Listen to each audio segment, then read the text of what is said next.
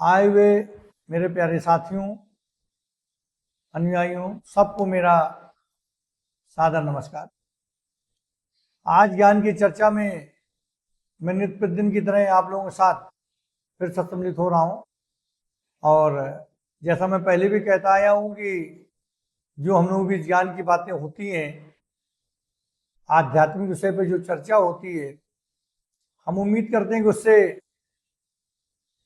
कुछ न कुछ सब लोगों को लाभ मिलता होगा। और हमें चाहते हैं कि सब लोग हम जिन विषयों में बात करते हैं उनको ध्यान से सुने, एकांत में सुने, एकाग्रचित होकर सुने, ताकि जो बात हम समझाना चाह रहे हैं, जो बात हम कहना चाह रहे हैं, वो समझ सकें और अपने जीवन में उन प्रश्नों को उत्तर पा सकें जिनको पाने की इच्छा सबके मन में रहती है। और अपने जीवन का मूल उद्देश्य क्या है, इंसान साथ अच्छा बुरा क्यों होता है, उसे एहसास क्यों होता है कि मेरे साथ गलत हो रहा है, क्या वाकई में गलत होता है या केवल उसका व्यक्ति का एहसास होता है। तो इन सब चीज़ों को अगर हम अच्छे से समझेंगे तो निश्चित रूप से इनका उत्तर सब लोग पा सकेंगे और हम अपने जीवन को सफल बना सकते हैं।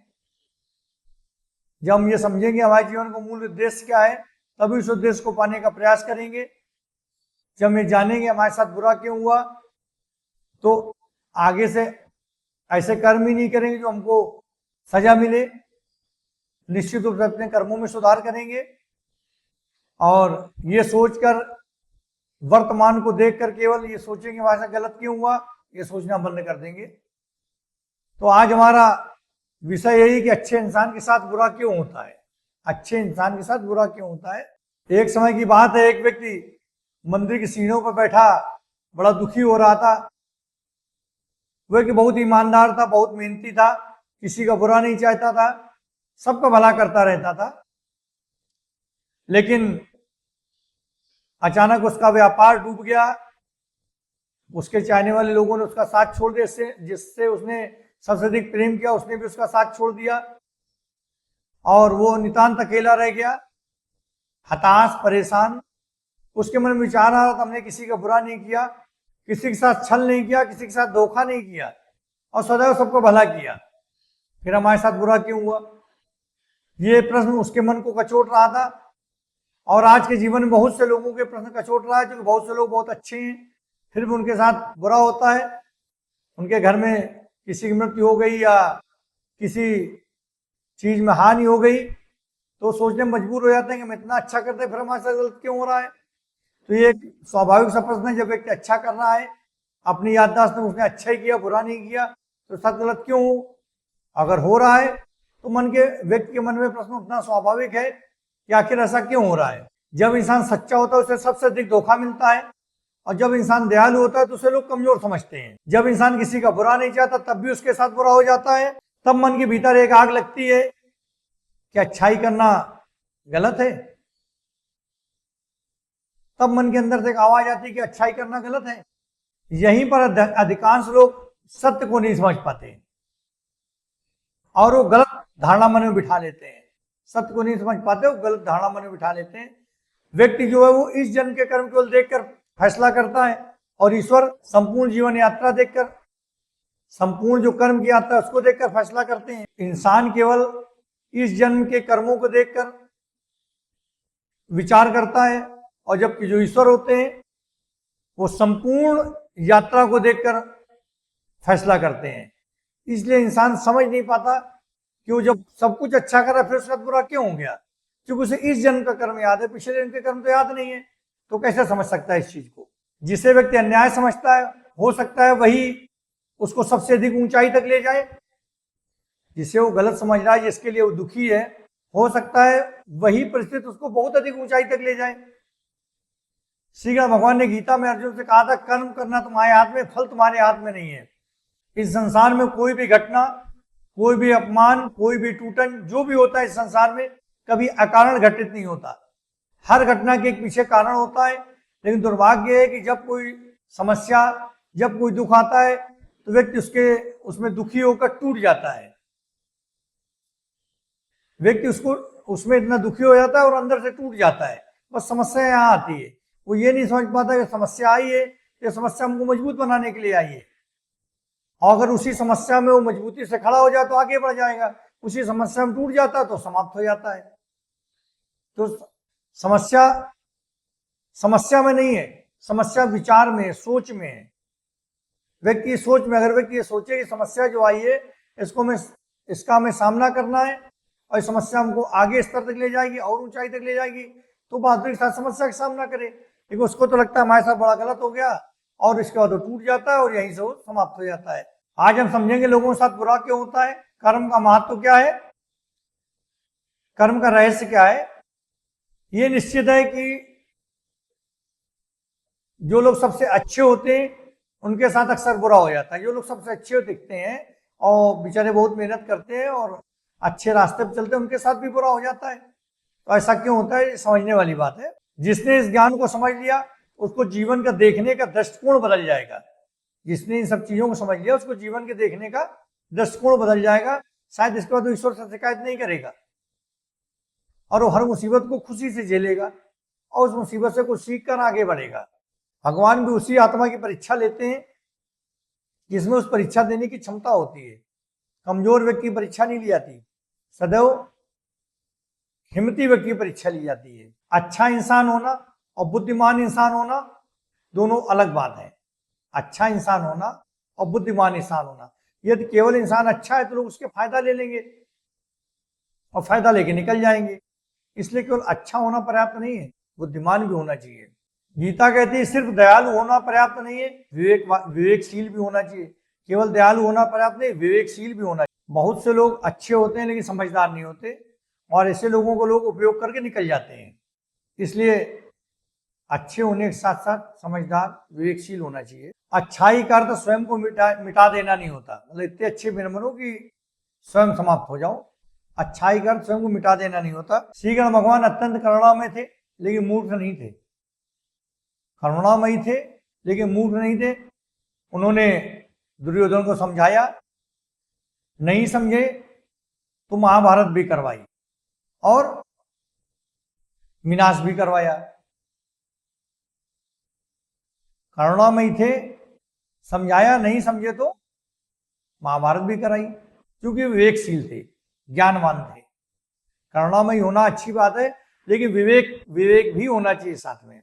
यह गीता का गहरा ज्ञान है कि व्यक्ति को अच्छे होने के साथ साथ ज्ञानवान भी होना चाहिए, करुणा के साथ साथ विवेक भी होना चाहिए। और नहीं तो क्या होगा, ज्यादा अच्छे रहोगे तो लोग फायदा लेके निकल जाएंगे और बेवकूफ समझेंगे। जहां आवश्यकता हो वहां कठोर होना भी धर्म है। अगर आवश्यकता है कठोर होने की तो वहां कठोर भी होना चाहिए, ये भी धर्म है। बहुत से अच्छे लोग केवल इसलिए दुखी होते हैं क्योंकि ना कहना नहीं जानते। वो ना नहीं कह पाते, लोग उनका फायदा लेके निकल जाते हैं, इसलिए बहुत से अच्छे लोग दुखी होते हैं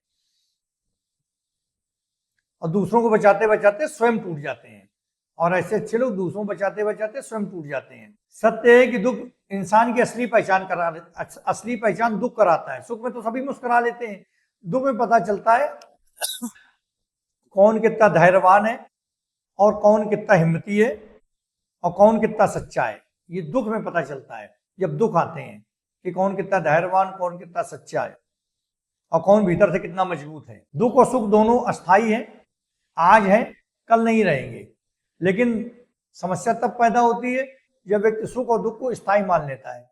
सुख आया तो मस्त हो जाता है ये सदैव सुख रहेगा, दुख आया टूट जाता है कि ये सदैव दुख रहेगा। जबकि दुख और सुख अस्थाई है। जब जीवन अस्थाई है तो सुख और दुख स्थायी कैसे हो सकते हैं। आज सुख है तो कल दुख, आज दुख है तो कल सुख।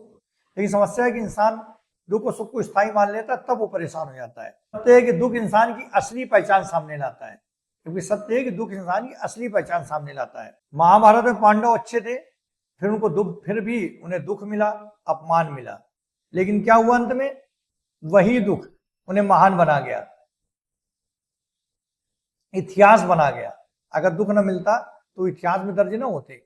फैसला क्या है, बहुत बार दुख हमको आगे बढ़ाने आता है। अगर हम दुख में टूटे नहीं और उसका सामना करें तो वही दुख हमें महान बना जाएगा। महाभारत में पांडवों को महान किसने बनाया, दुख नहीं बनाया। दुख मिला, अपमान मिला और यही दुख और यही अपमान उनको महान बना के चला गया, इतिहास में अमर कर गया। अगर पांडवों को दुख न मिला होता तो साधारण राजा बन के रह जाते, इतिहास नहीं बनते, तो साधारण राजा बन के रह जाते। इसका मतलब क्या है, ईश्वर अगर किसी को दुख दे रहा है तो उसको निखार रहा है, उसको आगे बढ़ाने की प्रक्रिया है। दुख टूटने की चीज नहीं है, दुख में हिम्मत के साथ सामना करने की जरूरत है, क्योंकि भगवान परीक्षा ले रहे होते हैं तुम कितने महान हो।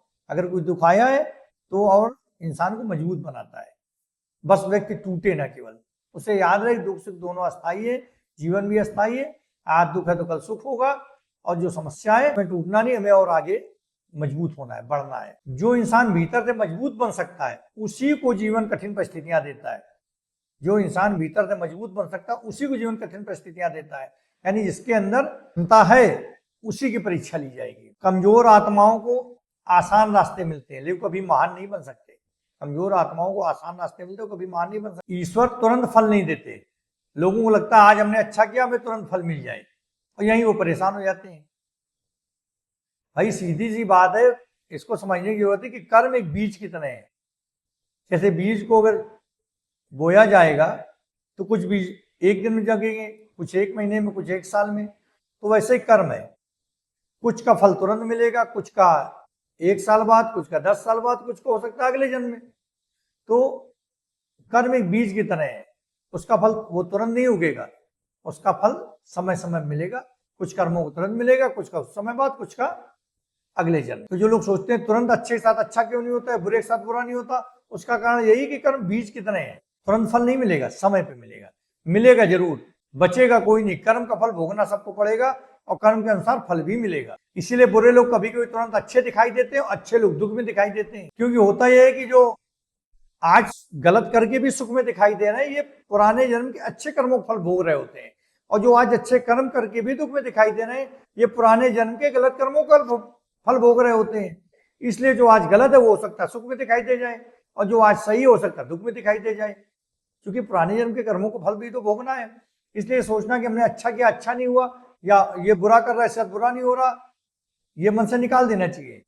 ये अकाट्य नियम है, कर्म का फल भोगना ही पड़ेगा। अच्छे के साथ अच्छा होगा, बुरे के साथ बुरा जरूर होगा, इसको टाला नहीं जा सकता, बस समय लग सकता है। इसका अर्थ ये नहीं कि न्याय नहीं होगा। गीता का नियम अटल है, जो जैसा करेगा वैसा भरेगा, जिसका जैसा कर्म उसका वैसा फल, इससे कोई बच नहीं सकता। बस समस्या है कि मनुष्य आज के कर्म देखकर सोचता है और ईश्वर संपूर्ण यात्रा देखकर फैसला करते हैं। बस इसलिए समझ में फर्क आ जाता है। आज जो सुखी दिखता है उसको देखकर लोग कहते हैं इतना गलत कर्म करके सुखी है, और देखो इतना बढ़िया व्यक्ति विचार सारे अच्छे कर्म करता है फिर भी दुखी है। वो पिछले जन्म के कर्म नहीं देख पाते, व्यक्ति पिछले जन्म के कर्म नहीं देख पाता, और भगवान सारे जन्म के कर्मों का हिसाब किताब देके हिसाब मतलब फैसला करते हैं, तो उनके फैसले में कभी गलती नहीं होती है, बस व्यक्ति की समझ में गलती है। इसलिए किसी के सुख को देखकर ईर्ष्या मत करो, क्योंकि पता नहीं उसके भीतर कितना अंधकार भरा है। आज तो सुखी दिखाई दे रहा है, पता नहीं उसके अंदर कितना अंधकार है। इसलिए किसी के सुख को देखकर चलना नहीं चाहिए। अपने दुख को देखकर घृणा मत करो, क्योंकि हो सकता है तुम्हारा दुख तुम्हें उस ऊंचाई तक पहुंचा दे जहां आम लोग नहीं पहुंच सकते। इसलिए किसी के सुख से ईर्ष्या न करो, अपने दुख से घृणा मत करो, क्योंकि हो सकता है तुम्हारा दुख तुम्हें उस ऊंचाई तक ले जाए जहां आम लोग नहीं पहुंच सकते। संसार अच्छे इंसान की नहीं मजबूत इंसान की परीक्षा लेता है। संसार अच्छे इंसान की नहीं मजबूत इंसान की परीक्षा लेता है। यह संसार जंगल की तरह है, अच्छा होना पर्याप्त नहीं, या धैर्यवान भी होना चाहिए और आत्मबल भी चाहिए।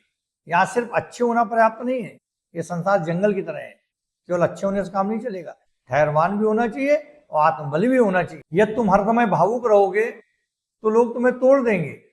इसीलिए श्री कृष्ण भगवान ने अर्जुन को रोने नहीं दिया। अगर तुम हर समय भावुक रहोगे तो लोग तुमको कमजोर कर देंगे। इसलिए धैर्यवान भी होना चाहिए, आत्मबल भी होना चाहिए। इसलिए श्री कृष्ण भगवान ने अर्जुन से कहा था, उठो युद्ध करो, युद्ध करना तुम्हारा धर्म है और यही जीवन का सत्य है। उन्होंने यही समझाया था कि उठो युद्ध करो, युद्ध करना तुम्हारा धर्म है और यही जीवन का सत्य है। बहुत से अच्छे लोग इसलिए महान नहीं होते, बहुत से लोग अच्छे इसलिए नहीं होते कि वो महान है। बहुत से लोग अच्छे इसलिए नहीं होते कि वो महान है, बल्कि अच्छे इसलिए होते हैं कि उनमें सामना करने का साहस नहीं होता।